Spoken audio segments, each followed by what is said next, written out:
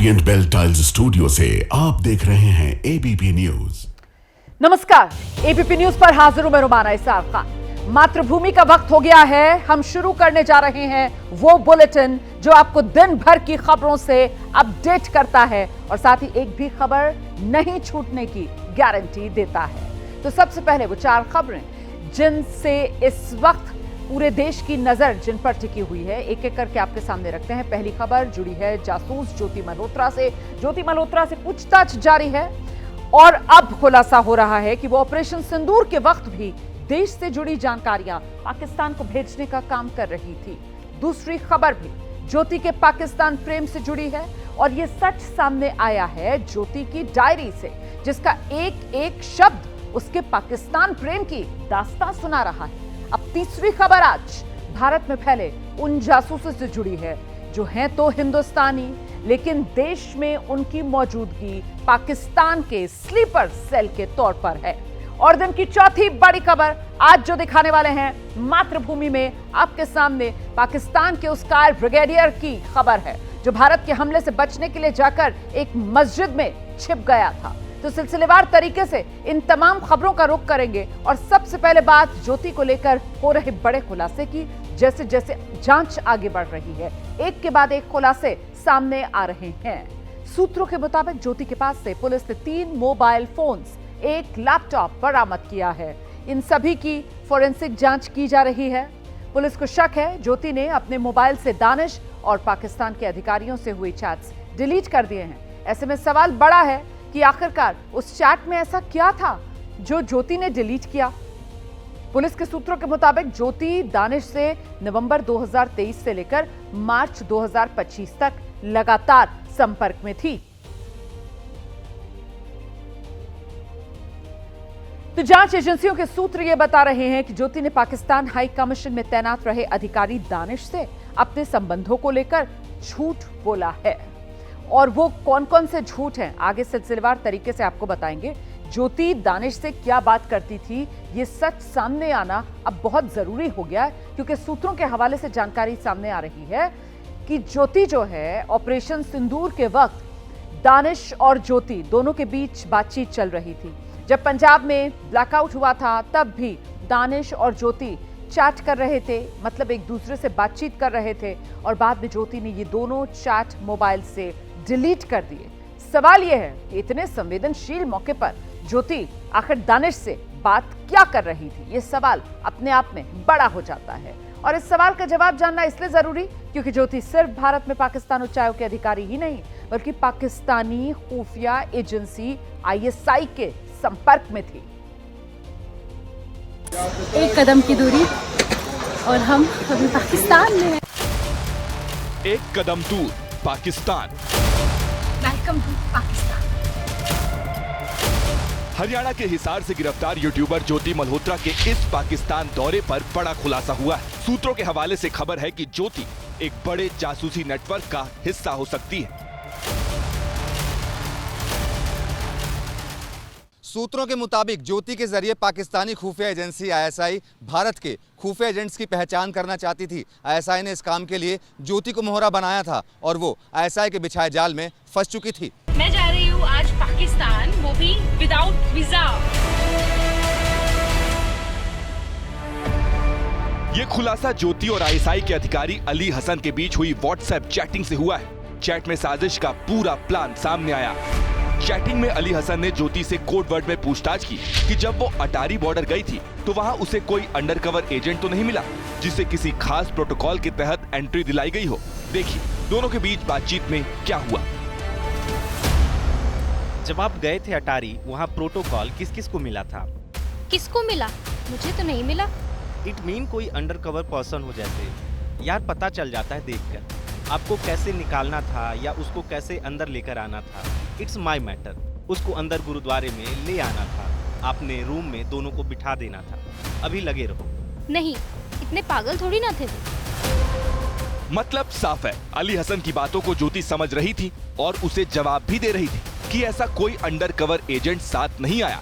भक्तों के जत्थे के साथ ज्योति बार बार पाकिस्तान जा चुकी थी। Welcome to Pakistan. ज्योति मल्होत्रा। जैसे बॉर्डर पर चेकिंग होती है, आईएसआई का एजेंट ये जानना चाहता था कि इस दौरान किसी को आसपास से सीधे एंट्री तो नहीं दी गई। पाकिस्तान की खुफिया एजेंसी से जुड़ा अधिकारी अली हसन ही वो शख्स है जिसने ज्योति के पाकिस्तान दौरे के दौरान उसके पाकिस्तान में घूमने फिरने और 5 स्टार होटल में रुकने की पूरी व्यवस्था की थी। जांच एजेंसियों की पड़ताल में सामने आया है कि ज्योति वीजा के लिए पाकिस्तान के दूतावास गई थी, जहां उसकी मुलाकात दानिश नाम के शख्स से हुई। दोनों के बीच नंबर शेयर हुए और फिर बातचीत शुरू हो गई। 2023 में जब ज्योति पहली बार पाकिस्तान गई तो दानिश ने उसे अली हसन से मिलने को कहा। इसके बाद पाकिस्तान में उसे पुलिस सुरक्षा भी दी गई। वो जिस 5 स्टार होटल में ठहरी उसका वीडियो भी उसने अपने YouTube चैनल पर डाला था। अली हसन ने ही उसकी मुलाकात पाकिस्तान की खुफिया एजेंसी के अधिकारियों से करवाई थी। इस दौरान उसकी मुलाकात शाकिर और राणा शहबाज नाम के 2 अफसरों से हुई। ज्योति ने शाकिर का मोबाइल नंबर लिया और किसी को शक ना हो इसलिए उसने उसका नंबर जट रंधावा के नाम से मोबाइल में सेव कर लिया। ज्योति के पाकिस्तान के सारे टूर पाकिस्तान स्पॉन्सर्ड थे। इसका सबूत है ये तस्वीरें। जब वो करतारपुर कॉरिडोर से पाकिस्तान गई तो वहां पंजाब प्रांत की सीएम और पाकिस्तान के पूर्व प्रधानमंत्री नवाज शरीफ की बेटी मरियम नवाज से भी मुलाकात की थी। जी सत श्री अकाल। किवें हो जी मैम? मैं बिल्कुल ठीक, तुसी कैसे हो? मैं बहुत वधिया। अब तक ज्योति पाकिस्तान में सेना के जवानों के साथ दिख चुकी है, पाक ब्लॉगर के साथ वीडियो बना चुकी है, हिंदुस्तानी पाकिस्तानी बहन बहन, पाक मीडिया को इंटरव्यू दे चुकी है, साडा दिल दिल्ली तुहाडा दिल लाहौर, पाकिस्तान की बड़ी हस्तियों के इंटरव्यू भी ले चुकी है, वापस लौटकर पाकिस्तानी एम्बेसी के अधिकारियों के साथ गुफ्तगू कर चुकी है। लेकिन पहली बार आईएसआई से सीधे ज्योति का लिंक जुड़ता नजर आ रहा है। ये जो जासूसी का मामला है, इसमें गिरफ्तार ज्योति की एक डायरी भी सामने आई है जिसपे उसका पाकिस्तान प्रेम लिखा दिख रहा है। पाकिस्तान से लौटने के बाद ज्योति ने अपनी डायरी में पाकिस्तान को लेकर लिखा था अपनी इस डायरी में कि पाकिस्तान से 10 दिन का सफर तय करके आज आ गई। इस दौरान पाकिस्तान की आवाम से काफी मोहब्बत मिली। पाकिस्तान में हमारे सब्सक्राइबर फ्रेंड हमसे मिलने आए। लाहौर घूमने के लिए मिला। 2 दिन का वक्त काफी कम था। सरहदों की दूरियां पता नहीं कब तक बरकरार रहेंगी। गिले शिकवे मिट जाएं। हम सब एक ही धरती, एक ही मिट्टी के हैं। पाकिस्तान सरकार भारतीयों के लिए गुरुद्वारे, मंदिरों के रास्ते खोले, सहूलियत पैदा करे कि हिंदू लोग भी वहां विजिट कर पाए। पाकिस्तान के बारे में जितना कहिए उतना कम ही है। ये ज्योति की डायरी में लिखी बातें हैं और इसी के जरिए ज्योति का पाकिस्तान प्रेम जो है अब वो सबके सामने है। देश में मौजूद गद्दारों पर इस बीच एक्शन तेजी से आगे बढ़ रहा है। अब तक जितने जासूस पकड़े गए उनके संबंध पाकिस्तान उच्चायोग में अधिकारी है दानिश, उससे सामने आ रहे हैं। दानिश ने जासूसों का ऐसा जाल बिछाया जिसकी परतें अब खुल रही हैं। यानी उसने अपना स्लीपर सेल बना रखा था। पाकिस्तान उच्चायोग में तैनात दानिश के साथ ज्योति की काफी गहरी दोस्ती थी।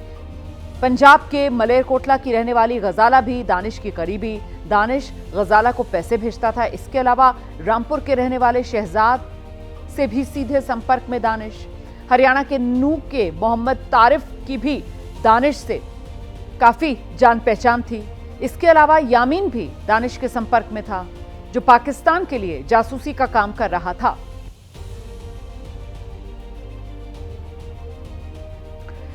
जो जासूस गिरफ्तार हुए इनमें एक और नाम नोमान का, जो इतना शातिर कि कभी किसी को उस पर शक नहीं हुआ।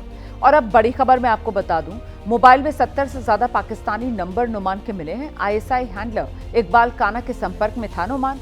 पाकिस्तान में इकबाल काना से बातचीत करता था नोमान। स्नैपचैट, टेलीग्राम पर दोनों की बातचीत होती थी। व्हाट्सएप पर बातचीत के बाद नोमान चैट डिलीट कर देता था।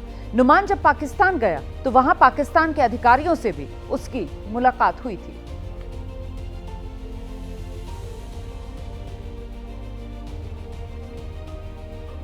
उधर जासूसी के मामले में मलेरकोटला पंजाब की गजाला की भी गिरफ्तारी हुई है। उससे भी पूछताछ हो रही है। सूत्रों के मुताबिक उसने जो एजेंसीज को बताया उससे कई बड़े खुलासे हो रहे हैं। पाकिस्तान के लिए जासूसी करने के आरोप में पुलिस ने मलेरकोटला की गजाला और यामीन मोहम्मद को भी गिरफ्तार किया गया है। हम मलेरकोटला में हैं इस वक्त और गजाला के घर के बाहर खड़े हैं हम। ये जो सामने घर नज़र आ रहा है ये दरअसल गजाला का घर है और इसमें अभी उनका भाई है, उनकी माँ है और बाकी भी तमाम रिश्तेदार हैं, पर कोई बात करने के लिए तैयार नहीं है। पर सबसे बड़ी बात है कि गजाला जो है जो ISI नेटवर्क है उसमें कैसे आई और किस तरह से पाकिस्तान हाई कमीशन का जो कर्मचारी था दानिश उसके संपर्क में आई। तो दरअसल फरवरी में गजाला जो है दिल्ली जाती है पाकिस्तान के लिए जो है वीज़ा लगवाने के लिए और वहाँ से दानिश के संपर्क में आती है और उसको जो है फिर पाकिस्तान के लिए खुफिया जानकारी देने के लिए जो है कहा जाता है। और जो जांच में जो बात सामने आई है वो ये भी है कि गजाला का एक भाई है जिसके फ़ोन को वो इस्तेमाल कर रही थी जानकारी देने के लिए। जब पुलिस के पास वो नंबर आया तो पुलिस ने उस नंबर तक पहुंची तो पुलिस को जानकारी मिली कि उसके भाई को इस बात की जानकारी ही नहीं है कि उसका फ़ोन जो है वो इस्तेमाल किया जा रहा है इस तरीके से कोई जानकारी, खुफिया जानकारी देने के लिए। फिर जो है ये बात जो है खुल के सामने आई कि गजाला जो है उस फ़ोन का इस्तेमाल कर रही थी। हालांकि परिवार अंदर है, परिवार का कोई भी सदस्य इस वक्त बात करने के लिए तैयार नहीं है।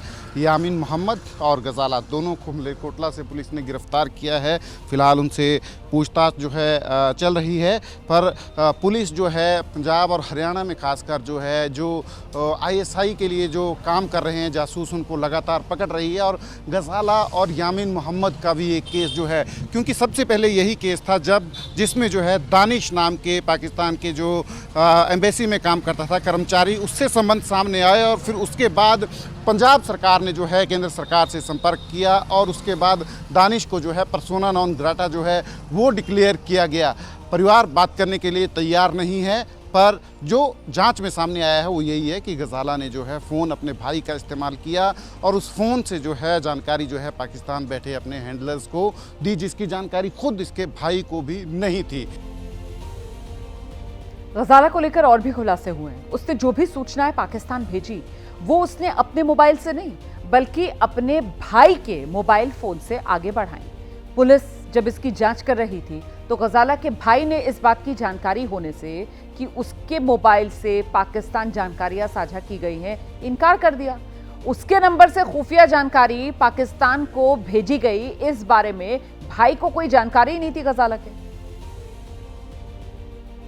जॉइंट जैसे सेंट्रल एजेंसी के साथ और हमारा एक जॉइंट ऑपरेशन था जिसमें एक नंबर आइडेंटिफाई हुआ था, जो एक इन्फॉर्मेशन थी कि ये जो कुछ जब तब लड़ाई का टाइम चल रहा था भी गलत ऐसे इन्फॉर्मेशन जो सेंसिटिव है इन्फॉर्मेशन पाकिस्तान शेयर हो रही हैं।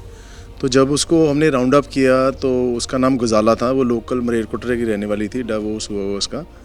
तो जब उसको हमने राउंड अप किया तो उसके मोबाइल से कुछ हमें सस्पिशियस चीज़ें जो नहीं शेयर करने वाली ऐसे उसकी सस्पिशियस चीज़ें मोबाइल से मिली। तो उसके बाद जब उससे डिटेल में इंटेरोगेशन की गई उससे तो आइडेंटिफाई हुआ भी एक यामीन नाम का भी लड़का है और एक दानिश नाम का लड़का है जो पाकिस्तान एम्बेसी में काम करता था। उसके ये इन टच आई थी, वो जब फरवरी मार्च में जब वीज़ा लगवाने गई थी तो उसके टच में आई थी, तो उसको उसने ट्रैप में करके लालच दिया। तो उसके हिसाब से फिर उसको 20 से 30 हज़ार रुपया भी उसके अकाउंट में डाला। पेमेंट होता था, वो मोड ऑफ पेमेंट क्या होता था, कैसे करते थे पेमेंट जो है? ऑनलाइन पेमेंट की है, जो जी पे होता है, जो उसके हिसाब से जो बारकोड आता था, बारकोड वो भेजता था यामीन को, यामीन इसको बारकोड भेजता था, उस बारकोड से पैसे चेंज होते थे। अब आप इस बात को समझिए कि पाकिस्तान भारत की जासूसी क्यों कर रहा है। क्योंकि पाकिस्तान के फौजी इतने कायर हैं कि भारतीय गोलीबारी का सामना वो नहीं कर पाते। वो जाकर छिप जाते हैं, मस्जिदों में शरण ले लेते हैं। ऑपरेशन सिंदूर के दौरान पाकिस्तानी सेना के ब्रिगेड हेडक्वार्टर पर जमकर गोलीबारी की गई। पाकिस्तानी सेना के ब्रिगेडियर ने इस दौरान एक मस्जिद में छिपकर अपनी जान बचाई। भारतीय सेना ने पाकिस्तानी सेना के ब्रिगेडियर के बचकर भाग निकलने का एक रेडियो मैसेज इंटरसेप्ट किया। इस वक्त हम भारतीय सेना के एक बंकर में है जो फॉरवर्ड पोस्ट पर है कुपवाड़ा सेक्टर में, और यहाँ इस बंकर में जो ठीक सामने क्योंकि POK है, पाकिस्तान के गैर कानूनी कब्जे वाला कश्मीर है, तो यहाँ पर इस बंकर में जो 2 सैनिक हमेशा अपने हथियारों के साथ हमेशा तैयार रहते हैं। इसीलिए कि कहीं पाकिस्तान की तरफ से कोई हिमाकत ना हो जाए, क्योंकि ऑपरेशन सिंदूर में इसी पोस्ट से, इसी बंकर से भारतीय सेना ने जमकर जो है गोलाबारी की थी, पाकिस्तान की चौकियों पर की, उन्हें बर्बाद किया। पाकिस्तानी सेना को बहुत बड़ा नुकसान उठाना पड़ा। 64 सैनिक जो है पाकिस्तानी सेना के सिर्फ इस सेक्टर में, यानी कि जो कश्मीर से सटी हुई LOC है उसके ठीक सामने जो POK है, वहाँ पर जो पाकिस्तानी सेना की जो चौकियाँ हैं वहाँ पर 64 सैनिक मारे गए। 100 के करीब 96 तो गिनती हो चुकी है, 96 सैनिक घायल हुए थे पाकिस्तानी सेना के। यहाँ तक कि जो उनके ब्रिगेड हेडक्वार्टर पर भी यहाँ से हमला किया गया और ब्रिगेडियर रैंक के अधिकारी अपने पोस्ट छोड़कर, अपने हेडक्वार्टर छोड़कर उन्हें मस्जिद में शरण लेनी पड़ी थी। इतनी बड़ी संख्या में इतनी भारी गोलाबारी होती भारतीय सेना ने अपने इन बंकर्स में की। यहाँ पर हम एक बंकर में है, कुपवाड़ा सेक्टर में। इस तरह के बंकर्स पूरी LOC जितनी भी ये फेंस लगी हुई है जो सामने दिखाई दे रही है, कैमरामैन राजेश दिखा रहे हैं, वहाँ पर इसी तरह से चौकियाँ हैं, बंकर्स हैं, जहाँ पर भारतीय सेना हमेशा तैनात रहते हैं। ऑपरेशन सिंदूर में पाकिस्तान को कड़ा जवाब दिया गया कि आगे से उसने फिर से आतंकियों को के जरिए भारत में दहशत फैलाने की कोशिश की, हमारे मासूम नागरिकों को उनके धर्म के आधार पर मारने की कोशिश की, तो उसका वही हाल किया जाएगा जैसा ऑपरेशन सिंदूर में किया गया है, क्योंकि ऑपरेशन सिंदूर अभी भी जारी है। कैमरामैन राजेश के साथ Neeraj Rajput, ABP news, LOC forward post, Kashmir. अगली खबर का रुख करेंगे। जम्मू कश्मीर के मुख्यमंत्री हैं उमर अब्दुल्ला। आज गांदरबल गए, जहां उन्होंने माता खीर भवानी मंदिर में जाकर विशेष पूजा अर्चना की है और इसके बाद उन्होंने माता रांगन्या देवी को जल चढ़ाया है, फूल अर्पित किए हैं और आरती की थाली लेकर मंत्रोच्चार करते नजर आए। उमर अब्दुल्ला, ये मंदिर कश्मीरी पंडितों के लिए विशेष धार्मिक और सांस्कृतिक महत्व रखता है। माता खीर भवानी कश्मीरी हिंदुओं की कुल देवी मानी जाती हैं, जहां हर साल मेला भी लगता है। तो आज उसी पौराणिक माता खीर भवानी मंदिर पहुंचे जम्मू कश्मीर के मुख्यमंत्री उमर अब्दुल्ला और यहां जाकर उमर अब्दुल्ला ने पूजा अर्चना की है।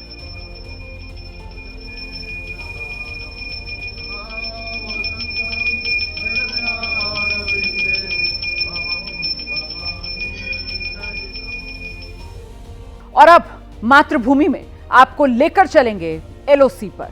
ऑपरेशन सिंदूर के दौरान जम्मू में LOC पर पाकिस्तान की ओर से ड्रोन से अटैक के साथ साथ लगातार कई दिन तक जोरदार शेलिंग की गई है। LOC पर तैनात भारतीय सेना ने पाकिस्तान को उसी की भाषा में मुंह तोड़ जवाब दिया है और किस तरीके से पाकिस्तान को सबक सिखाया हमारी सेना ने जो LOC पर मुस्तैद है, दिखाते हैं आपको ABP न्यूज की LOC से ये एक्सक्लूसिव रिपोर्ट। नमस्कार, मैं हूं विशाल पांडे और आप देख रहे हैं ABP न्यूज। इस वक्त हम पुंछ में मौजूद हैं और ये LOC है, हमारे ठीक पीछे POK का हिस्सा है, जहां पर ऑपरेशन सिंदूर के बाद भारतीय सेना ने खूब तबाही मचाई। उनके सैटेलाइट जो कम्युनिकेशन सिस्टम था उसको बर्बाद कर दिया, उनकी तमाम पोस्ट को यहां पर नुकसान पहुंचाया है। जो जानकारी मिल रही है, लगभग 15 पाकिस्तानी पोस्ट को इस जगह से नुकसान पहुंचाया गया। ये सामने ही मैं पूरा POK का हिस्सा देख पा रहा हूं, जो पाक अधिकृत कश्मीर है, जिसे भारत का हिस्सा एक दिन होना ही होना है। वहां पर भारतीय सेना ने पुंछ से काफ़ी नुकसान पहुंचाया ऑपरेशन सिंदूर के बाद। पाकिस्तान की कई पोस्ट हमको दिखाई दे रही हैं जिन्हें नुकसान पहुंचा है, लगभग 15 की संख्या में, और कई जो उनकी चौकियां थी, कई और जो उनके की इंस्टॉलमेंट्स थे, उनको नुकसान पहुंचा है यहाँ पुंछ के इस LOC वाले हिस्से पर। यहाँ मौजूद रहकर हम ये देख पा रहे हैं कि कई जगह पर तो मात्र 60 से 70 मीटर की दूरी पर ही दोनों की पोस्ट यहाँ मौजूद हैं और इन सब के बीच ये कहा जा सकता है कि ऑपरेशन सिंदूर के वक्त बहुत बुरी तरह भारतीय सेना ने पाकिस्तान को सबक सिखाया। और कुछ जो हिस्से मैं देख पा रहा हूँ, बहुत ही नज़दीक यहाँ पर एक दूसरे के सामने सेनाएं मौजूद हैं और भारत ने तो एक ऐसा जवाब इस बार दिया है कि पाकिस्तान बुरी तरह से परास्त हुआ है।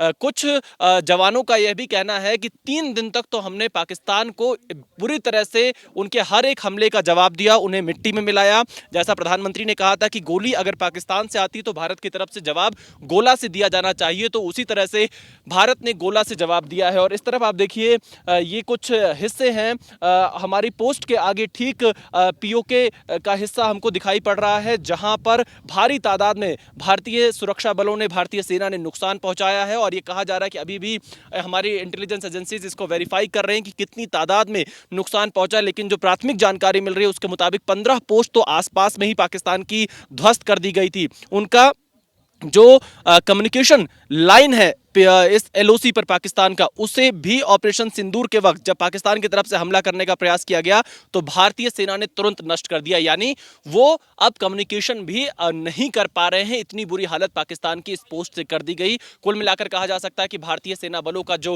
हौसला है, जज्बा है, वो हाई है और भारतीय शूरवीरों ने इस जगह से पाकिस्तान को मुंहतोड़ जवाब दिया है। कैमरामैन मेहरबान सिंह के साथ Vishal Pandey, ABP news, Poonch LoC. मेरे ठीक पीछे पाकिस्तान अधिकृत कश्मीर है, पीओके जिसे कहा जाता है, और जहां पर भारतीय सेना ने काफी नुकसान ऑपरेशन सिंदूर के बाद पहुंचाया है। आप देख लीजिए, ये वही पीओके है जिसे कुछ दिनों में भारत का हिस्सा जरूर होना है, क्योंकि इस पर पाकिस्तान का अवैध कब्जा है और भारत का जो रुख हमेशा से रहा है कि पीओके भारत का हिस्सा है और आगे चलकर जो भी बातचीत होगी कश्मीर के मुद्दे पर वो सिर्फ और सिर्फ पीओके को लेकर होगी। भारत सरकार ने स्टैंड बिल्कुल साफ कर रखा है, क्योंकि जिस तरह से पाकिस्तान ने कब्जा कर रखा है, पीओके का इस्तेमाल आतंकी लॉन्च पैड के लिए पाकिस्तान करता है, भारत में घुसपैठ कराने के लिए करता है। इन सब के लिए यह जरूरी है कि जल्द से जल्द पीओके भारत का हिस्सा हो। और जब ऑपरेशन सिंदूर लॉन्च हुआ उस समय भी भारत की सेना ने न सिर्फ पाकिस्तानी पोस्ट बल्कि बड़ी संख्या में जो उनके आतंकियों के लॉन्च पैड थे उनको भी नुकसान पहुंचाया है। तो एबीपी न्यूज आपको पीओके की तस्वीर दिखा रहा है। एक बार हम आपको अपने कैमरे से और वो तस्वीर दिखा देते हैं जिन इलाकों में भारतीय सेना ने काफी नुकसान पहुंचाया। 15 पाकिस्तानी पोस्ट को इस इलाके में ध्वस्त किया था। इसके साथ ही उनके जो कम्युनिकेशन लाइन थी उसको ध्वस्त कर दिया था, कम्युनिकेशन टावर को यहां पर बर्बाद किया था पाकिस्तान के। तो कुल मिलाकर कहा जा सकता है कि इस पूरे इलाके में काफी नुकसान पहुंचा और यही वो पीओके है जिसे एक दिन भारत का हिस्सा जरूर होना है। भारत की संसद में भी इसको लेकर बहुत साल पहले ही संकल्प प्रस्ताव जो था वो पारित हुआ था और अब आप इसी पीओके को कुछ दिनों में भारत का हिस्सा होते हुए देखेंगे और इसीलिए पाकिस्तान लगातार बौखलाया रहता है। यहां से आतंकवादी हमले कराने का प्रयास करता है, भारत में घुसपैठ कराने का प्रयास करता है, लेकिन ऑपरेशन सिंदूर से पाकिस्तान को एक अच्छा सबक जरूर सिखाया गया है। कैमरामैन मेहरबान सिंह के साथ Vishal Pandey, ABP news, Poonch LoC पर हम अपनी पहली पोस्ट पर इस वक्त मौजूद हैं। भारतीय सेना के जवान हमारे साथ में हैं। सर, मैं चाहूँगा कि थोड़ा बताइए कि किस तरह से पीओके में जो आतंकी लॉन्च पैड थे और जो पाकिस्तानी पोस्ट थे, ऑपरेशन सिंदूर के वक्त आप लोगों ने उनको निशाना बनाया, उनको ध्वस्त किया। सबसे पहले मैं सुबेदार विजय, आर्मी से, हमने जैसे ही 7 तारीख को फायर का वो हुआ, सबसे पहले हमने मिसाइल, ड्रोन, इनसे दुश्मन के नज़दीक जो लॉन्च पैड थे जिनकी कि पहले से ही हमें पता था, उनकी हमें ड्रोन से, उनकी पहले से हमें लोकेशन पता था, वहाँ हमने ड्रोन से और मिसाइलों से उनको लॉन्च पैडों को उड़ाया। साथ ही जैसे ही सीएफबी हुई, सीज फायर वॉल्यूशन पहले दुश्मन ने किया, सीज फायर वॉल्यूशन का हमने जैसे ही जवाब दिया तो सबसे पहले हमने दुश्मन के नज़दीक पोस्टों पर धुआंधार फायरिंग करके उनको बुरी तरह नष्ट किया। तो मैं चाहूँगा जरा एक नज़दीक पोस्ट हम अपने कैमरे से अगर दिखा पाएँ, हमें थोड़ा सा बताएंगे कौन से पाकिस्तान के सबसे नज़दीक? सर, जो इधर से तकरीबन 700 से 800 मीटर जो पोस्ट दिखाई दे रहा है वो दुश्मन का सोकर फॉरवर्ड पोस्ट है।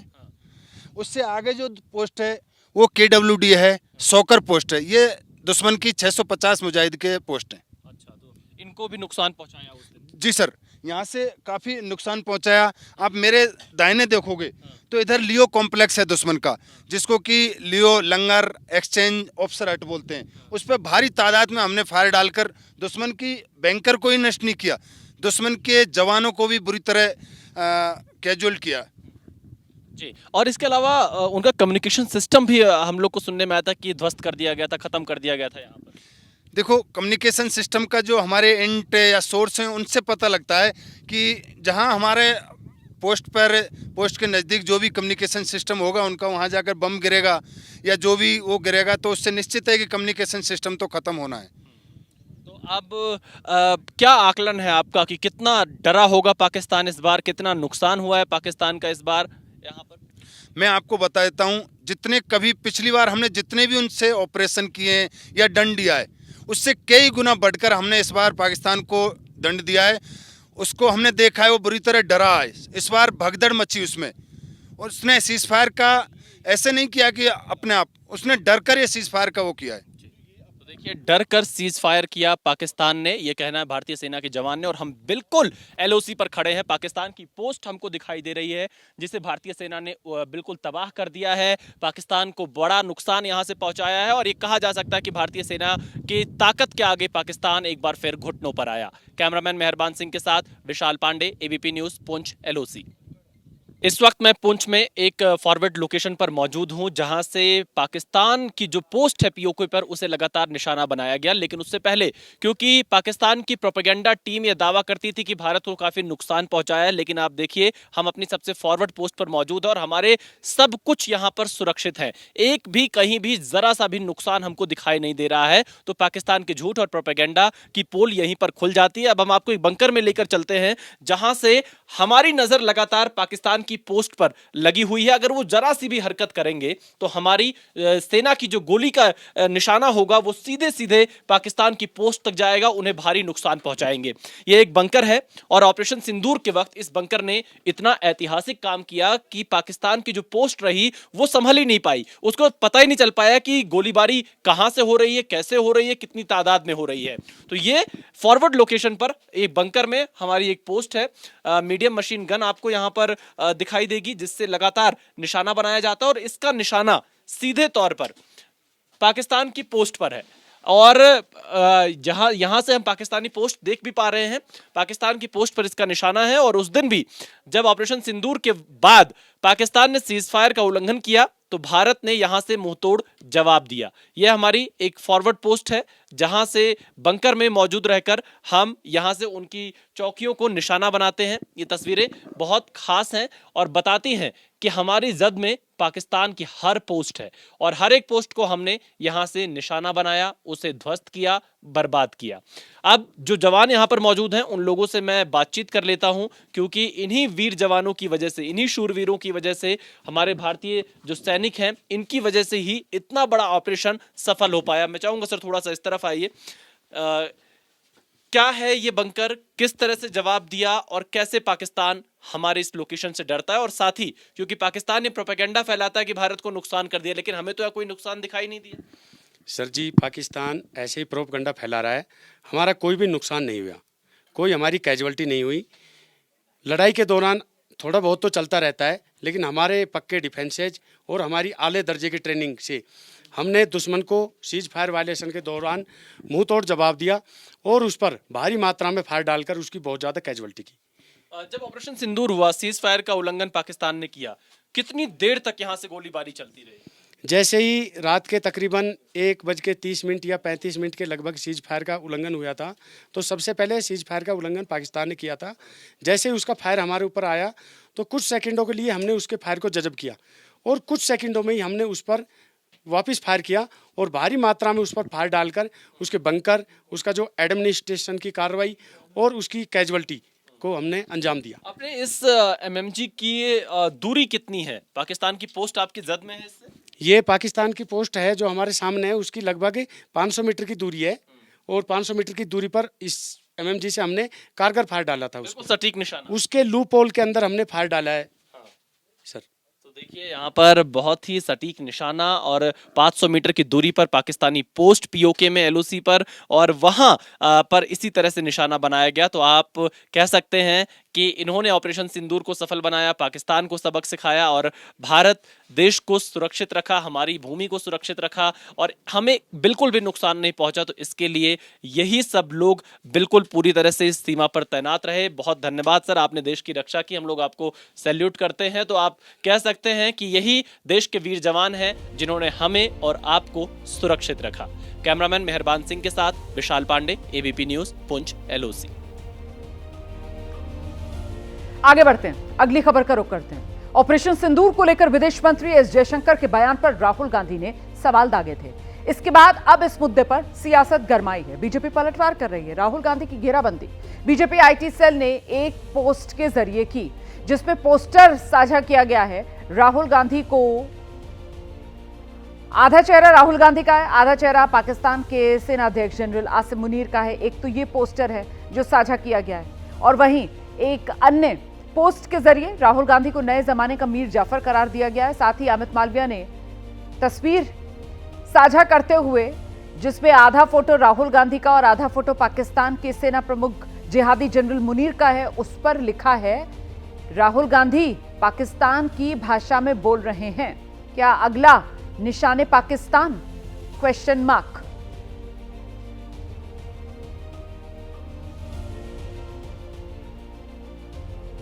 और इससे पहले असम सरकार में मंत्री अशोक सिंघल ने राहुल गांधी को लेकर एक पोस्ट किया जिसपे उन्होंने राहुल गांधी के चेहरे के साथ जनरल आसिम मुनीर का चेहरा लगाया और साथ ही पोस्ट पर लिखा, सीमाओं से अलग हैं, एजेंडे पर एक।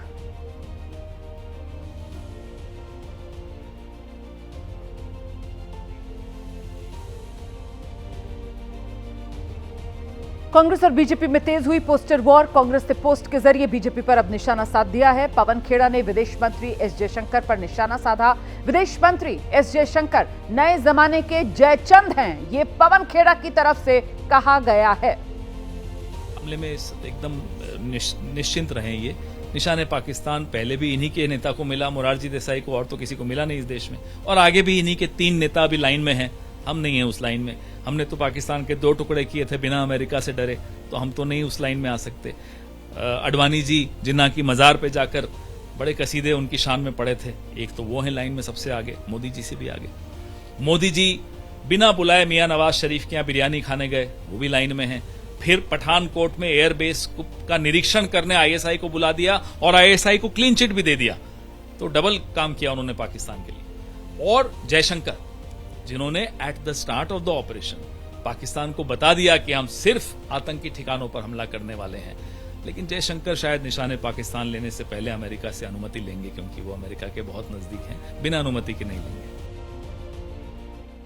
तो देखा आपने किस तरीके से कांग्रेस पार्टी की तरफ से पलटवार किया जा रहा है। वहीं बीजेपी के सांसद हैं ब्रजलाल, असम के मंत्री अशोक सिंघल और अमित मालवीय की तरफ से जिस तरीके की घेराबंदी राहुल गांधी की गई है, वो उसको सही करार दे रहे हैं। आगे आरोप लगा रहे हैं कि कांग्रेस के लोग तो हमेशा यही करते रहे, आतंकवादियों का समर्थन ही करती आई है कांग्रेस पार्टी। तो सुनिए। घटनाएं होती थी, आतंकवादी घटनाएं होती थी। 26 जुलाई 2008 को जब अहमदाबाद ब्लास्ट हुआ था, मोदी जी को मारने का प्रयास हुआ, मुख्यमंत्री था, अमित शाह जी को हुआ था, जयपुर ब्लास्ट हुआ था, बटला हाउस हुआ था, यहीं दिल्ली में किसका था, इंडियन मुजाहिदीन का, तब मैं एटीएस चीफ होता। हमको तो एक एक चीज़ जानकारी है। और जब घटना हुआ तो इनकी टीम उतर आई, भगवा आतंकवाद। बटला हाउस को कहा यह झूठा है। इनके एक विदेश मंत्री रहे पूर्व, वो गए। तो एक तरफ ये सियासी आर-पार और इस बीच एक और बड़ा बयान ऑपरेशन सिंदूर पर कांग्रेस अध्यक्ष मल्लिकार्जुन खड़गे का बयान आया है। वो कह रहे हैं कि हम जो कर रहे हैं वो कमोबेश छिटपुट युद्ध है। पहलगाम में पर्यटकों को सुरक्षा मुहैया नहीं कराई गई, ये मल्लिकार्जुन खड़गे की तरफ से कहा गया है। खुफिया एजेंसियों ने पहले ही अलर्ट जारी किया हुआ था, बावजूद इसके सुरक्षा मुहैया नहीं कराई गई। पर्यटकों को पहलगाम जाने से क्यों नहीं रोका गया, ये सवाल कांग्रेस पूछ रही है। 17ನೇ ತಾರೀಕು ನೀವು ಕಾಶ್ಮೀರಕ್ಕೆ ಹೋಗತಕ್ಕಂತ ಪ್ರೋಗ್ರಾಮ್ ಅನ್ನು ಕ್ಯಾನ್ಸಲ್ ಮಾಡುವಾಗ ನೀವು ಯಾಕೆ ಈ ಟೂರಿಸ್ಟ್ ಅನ್ನ ಪೊಲೀಸರ ಮುಖಾಂತರ ಯಾಕೆ ಹೇಳಲಿಲ್ಲ? ನೀವು ಹೋಗಬೇಡಿ, ಅಲ್ಲಿ ತೊಂದರೆ ಇದೆ ಅನ್ನತಕ್ಕಂತ ಮಾತು ನೀವು ಹೇಳಲಿಲ್ಲ. ಹೇಳಿದ್ರೆ 26 ಪ್ರಾಣಗಳನ್ನು ಉಳಿತೀವು ಮತ್ತು ನಮ್ಮ ಈಗೇನು ನಾವು ಹೆಚ್ಚು ಕಡಿಮೆ ಚುಟ್ಪುಟ ಯುದ್ಧಗಳು ನಡೆದಿವೆ। तो कांग्रेस की तरफ से सवाल पूछा जा रहा है कि जब पहले ही खुफिया सूचना थी तो फिर पर्यटकों को वहां जाने से क्यों नहीं रोका गया? 26 लोग जिनकी जान गई, उनकी जान बचाई जा सकती थी। इस बीच मल्लिकार्जुन खड़गे के बयान पर बीजेपी पलटवार कर रही है। ऑपरेशन सिंदूर छोटी लड़ाई, ये खड़गे कह रहे हैं। संबित पात्रा की तरफ से कहा गया है भारतीय सेना ने अपने साहस का परिचय दिया, भारतीय सेना ने पाकिस्तान में घुसकर मारा। सबको पता है हाफिज सईद को राहुल गांधी पसंद है। कह रहे हैं कि ऑपरेशन सिंदूर एक छोटी सी लड़ाई है, स्वाभाविक है। 26/11 के बाद जिसके सबसे बड़े नेता राहुल गांधी बड़ी सी पार्टी मना रहे हों, उनके लिए ऑपरेशन सिंदूर एक छोटी सी ही लड़ाई नजर आएगी। क्या राहुल गांधी और खड़गे जी ये समझ नहीं पा रहे हैं कि ऑपरेशन सिंदूर में घर के अंदर घुस के, पाकिस्तान के अंदर घुस के भारत की सेना ने अदम्य साहस के परिचय के साथ 9 आतंकी अड्डों को ध्वस्त किया। तो ये जोरदार आर-पार जो ऑपरेशन सिंदूर को लेकर लगातार पक्ष विपक्ष में जारी है।